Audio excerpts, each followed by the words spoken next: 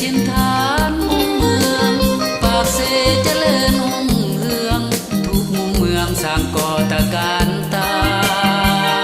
น้ำขัวข้ามฝั่ง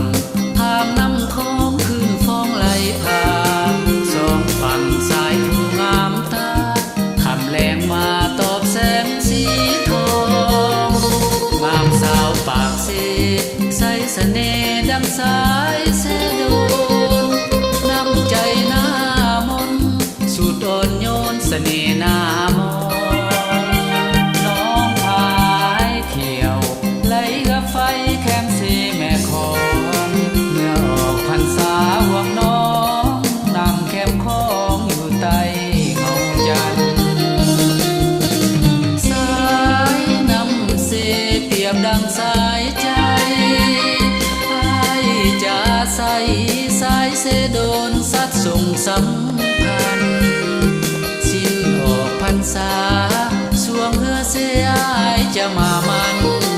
สาวเสน้องอย่าลืมกันอยู่เวียงจันทร์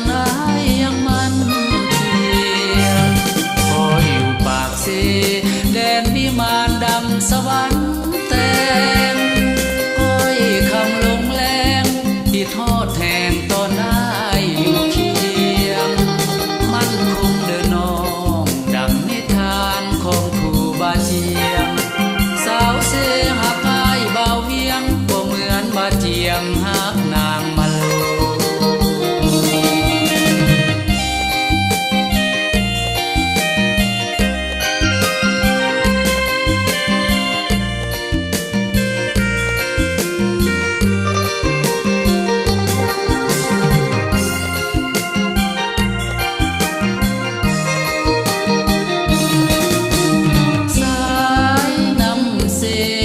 ดังสายใจจะใส่สายเสโดนสัดส่งสัมพันธ์สิ้นออกพรรษาสวงเฮือเสียจะมามัน